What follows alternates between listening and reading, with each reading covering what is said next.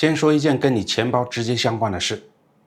如果你今年打算換電腦、換手機，甚至想買台遊戲机，那你大概率得比去年多掏一筆錢，而這筆錢多出來的部分，跟你自己一點關係都沒有。就在前天，6月25號，全世界最會跟供應商砍價的蘋果，破天荒的主動給自己漲了價。Mac 和 iPad 前線最多漲25%，理由就4個字：內存太貴。我昨天那期還說過 ，AI 這場豪賭的賬單正一張一张的往外寄，軟銀先簽收了第一張，今天這第3張已經印在你下一台設備的價格籤上了。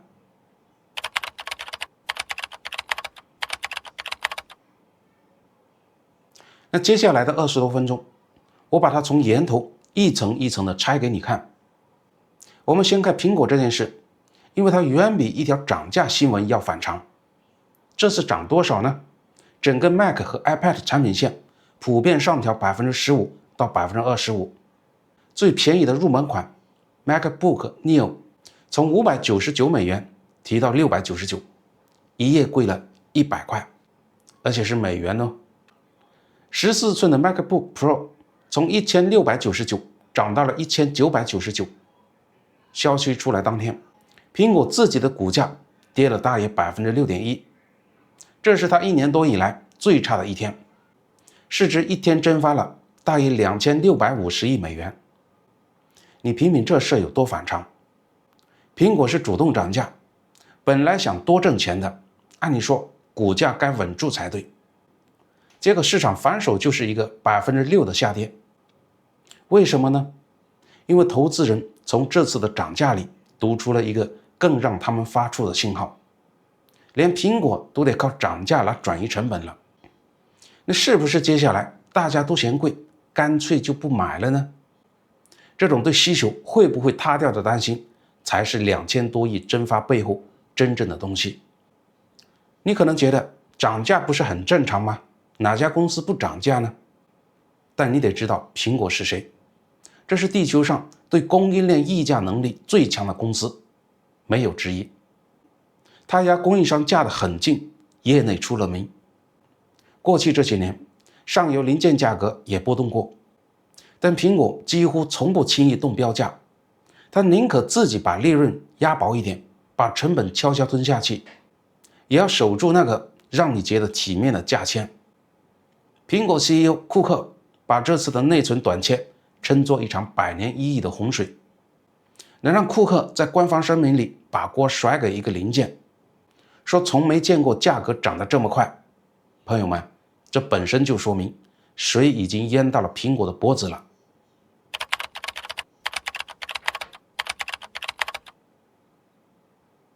但這張漲價的單子裡有一個最顯眼的缺席者 ，iPhone。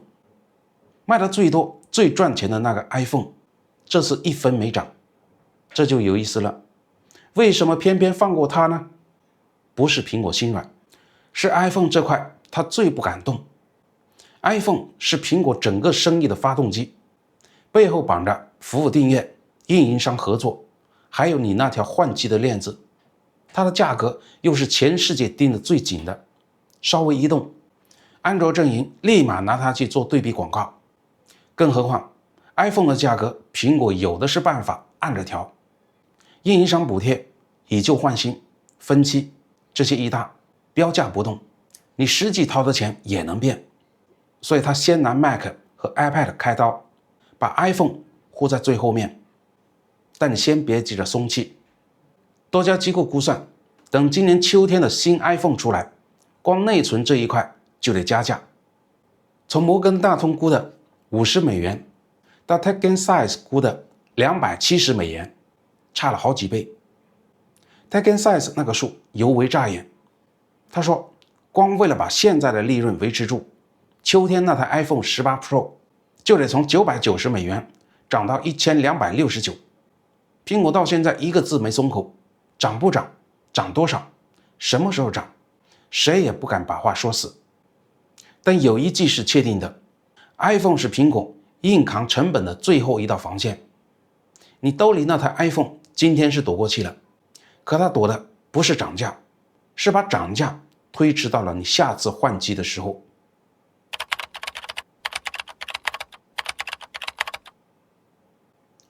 所以真正的问题来了，苹果为什么这次扛不住了呢？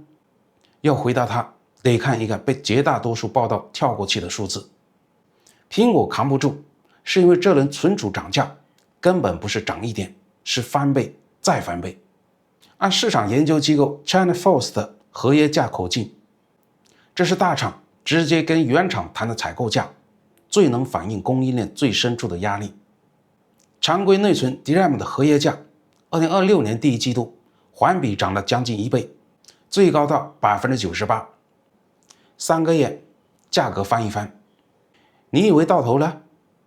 沒有，就在馬上收尾的第二季度，它又在翻倍的基礎上加了 58% 到 63%。管閃存的 NAND 更狠，這一季加了 70% 到 75%。你可以這麼理解，去年這個時候花100塊能買到的內存，今年同樣的東西得花300-400，半年翻一倍，再半年又翻一截，就是這麼個走法。這種翻倍砸進一台電腦的成本裡是會要命的。惠普，全球數一數二的 PC 廠商，在今年一季度的財報會上交了個底。他說，造一台 PC 的物料成本裡，內存這一項的佔比已經從上個季度的 15% 到 13%， 一口氣飆到了 35%。你品一下，本來內存就是個不大不小的零件，佔成本1%多。現在他一個人吃掉了整機成本的1/3還多。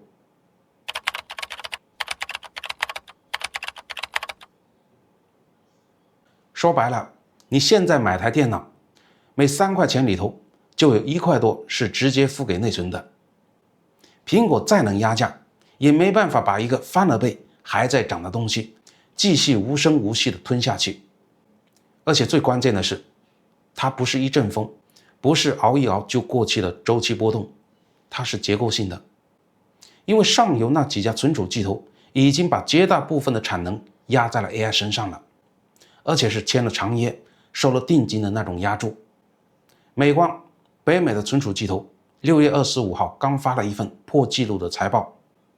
他通過10幾份多年期所謂照付不誤的協議，鎖定了大約1000億美元的未來訂單。照付不誤什麼意思呢？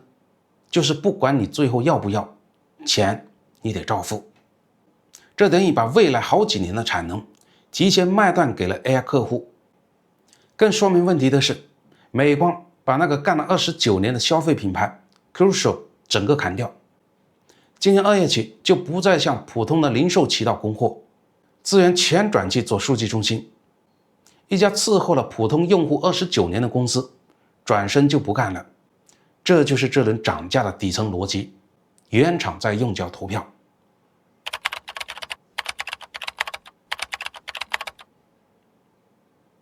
你還得知道，全世界的內存主要就攢在三星、SK 海力士、美光這麼幾家手裡。這幾家不約而同的把好產能留給 AI， 剩下那點份額裡的廝殺，結果只有一個，越來越貴。你可能會說，那是蘋果，跟我的安卓機，我那台遊戲機有什麼關係呢？關係大了，因為這根本不是蘋果一家在漲。索尼的 PS5 今年4月2號就漲了一輪了，標準版一次加了100美元，漲到了 649.99， 這是它一年內第2次漲價，比2020年首發整整貴了150塊。一台遊戲機按老規矩，越賣越該便宜，它卻反着來。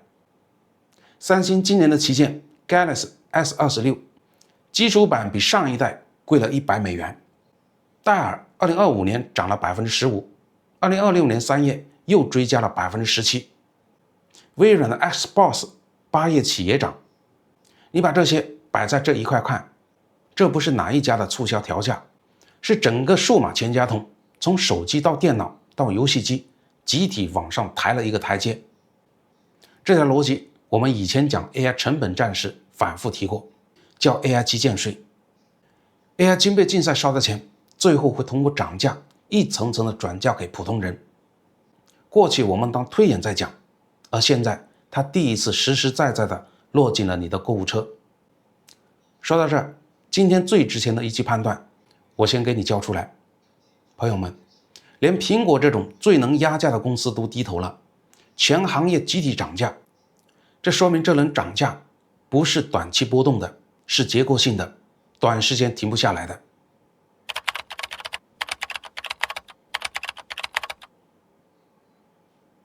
你為之買單的不是哪家公司的貪心，是整個 AI 算力军備競賽的成本正在通過內存這條管子被轉嫁到你的頭上。這個判斷是今天這期的核心。但價格只是結果，真正的問題是，本該裝進你手機、你電腦裡的那塊內存到底去哪了呢？這裡有一個物理真相，比漲價本身更耐人尋味得多。為什麼 AI 一火，內存就貴？我們之前專門拆解過一整期，今天我們就用1分鐘把它說透。因為真正的重点就在這之後。你把一家存儲工厂想象成一家就那麼幾條生產線的管子，過去它主要給普通人做家常菜，也就是給手機、電腦做常規內存。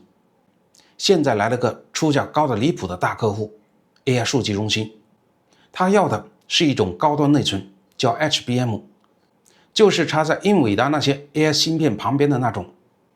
這種東西工藝複雜，得把好多層的芯片像千层餅一樣疊起來，做得又慢，廢品又多。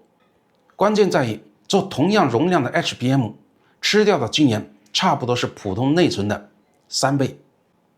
換句話說，工厂每多做一片 HBM， 產線上就得撤下來大約3片本來給你做手機內存的產能。3換1，這是個物理上躲不掉的懲罰。每餵飽一台 AI 服務器，背後就有3倍的手機、電腦內存憑空從產線上消失。說白了，你和那台 AI 服務器搶的是同一塊硅片，而你搶不過它。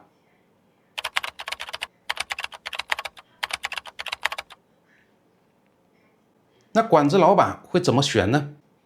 面對 AI 客戶出到高價，他當然先把鍋讓出來，炒那道更貴的菜。到2026年，光 HBM 這一種產品就吃掉了全球內存晶圓產能的 23%。1年前這個數字還只有 19%。再疊加3換1的懲罰，留給你的常規消費內存供給被砍掉了超過20%。整個盤子算下來，計測算2026年全世界生產的內存芯片差不多有70%被數据中心包圆了。你聽清楚这個數，10塊內存芯片有7塊從一開始就沒打算賣給你。這些數據中心背後是亞馬遜、Google、Meta、微軟這4家，光2026年的資本開支加起來就超過了6500億美元，全砸向 AI。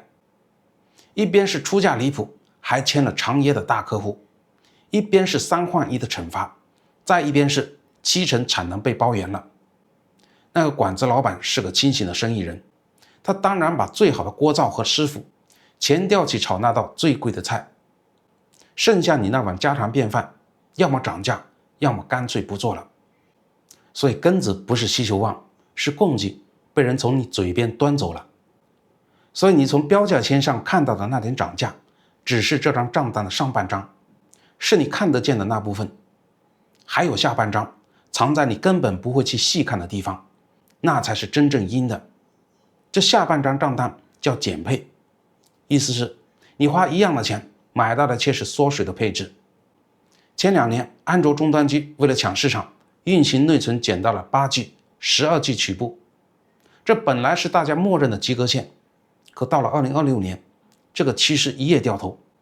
三星賣的最好的 Galaxy A 系列，小米的紅米 Note 系列，今年的終端新機基礎版清一色的退回到了6G，200-300美元的入門機連4G 都回來了。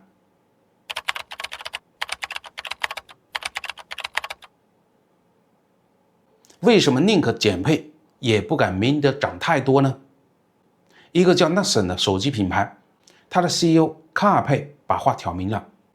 他說做一部手機光內存這塊的成本1年之內翻2倍，漲了3、4倍。擺在所有廠商面前就2條路，要麼把售價硬漲30%以上，要麼把配置砍下去，絕大多數都選了後者。這一刀砍得特別諷刺。現在正是手機廠商人人都在喊要在本地跑 AI 大模型的時候，可本地跑 AI 恰恰最吃內存。說的再具體點，你明年想換一台2、3千塊的終端機，店員告訴你這是最新款，跑分也不差。可你回家用幾天就發現，多開幾個 app 就卡，後台微信過壞就被殺掉，不是手機壞了，是它的內存從一開始就被砍到了将夠用。你花了買新機的錢，拿回來的卻是一個3年前的内存規格。朋友們，這就是那張你看不見的賬單，最後落到你手上的樣子。如果你是自己傳機的那波人，賬單就更直白。有網友實測，一根主流的32G DDR5 内存條，1年前還是100多美元出頭，今年年中亞馬遜上的標價衝到了500多美元，翻了4、5倍。這價格直接把無數想升級電腦的人勸退在了購物車裡。而這一傳導到整個市場，就是實實在在的萎縮。研究機構 IDC 把今年的判斷一路下調到2026年全球智能手機的出貨要跌 13.9%， 這是有記錄以來最大的一年跌幅。PC 也要跌掉差不多1成。道理不複雜，電子產品價格彈性很高，零售價每漲 1%， 銷量大概要掉 1.5% 以上。東西貴了，配置還縮了，那大家就不換了，能用就接着用。所以這張賬單最狠的，不只是讓買的人多掏錢，他還逼着一批本想買的人乾脆退出了市场。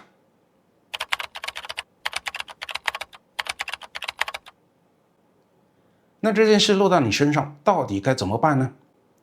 說白了，就一句話：如果你手上的設備這2年還能湊合用，那今年真不是換機的好時機。因為你多掏的錢，絕大多數不是花在性能上，是在替 AI 數據中心的搶購買單。但如果你切實非買不可，我給你個很實在的建議：內存和硬盤容量按你真正夠用的來選，別為了那個所謂的一步到位去加那個最貴的大容量。因為現在每多加一檔容量，溢價都被这輪漲價放大了好幾倍，加的越多，替 AI 買的單就越重。這是你今天就能用得上的一個判斷。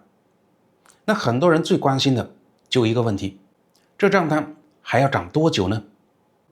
我們翻翻歷史，上一輪內存超級週期是2017年到2018年，那一輪零售價也翻了1倍，持續了大約30個月，然後到2019年一路夭折。所以有人安慰自己，週期嘛，漲上去總會跌下來，忍忍就好。但這一次恐怕不太一樣。上一輪價格能掉下來，是因為原廠前幾年拼命的擴產，新產能集中砸進市場，下游又囤了太多貨，一釋放，價格自然就壓下去了。可你看現在，存儲廠現在的庫存低到歷史罕見，普遍就2、3周的量，市场上根本沒有哪座現成的新廠馬上能投產。而蓋一座新廠，從破土動工到大規模的出貨，通常要2到3年。還有更現實的一層，存儲廠現在賺得盆滿缽滿，美光的毛利率一度衝到了 85%， 你指望它主動把價格降下來，那等於讓它跟錢過不去，它沒有任何的動力鬆手。所以 China Force、Gartner 這些機構這回難得給出的一致判斷，真正有意義的價格緩解，最樂觀也要等到2027年的年底，甚至是2028年。Gartner 甚至給這種現象專門造了個詞，叫存儲通脹。換句話說，從現在到明年底，你大概率都得在這個高價裡頭過日子。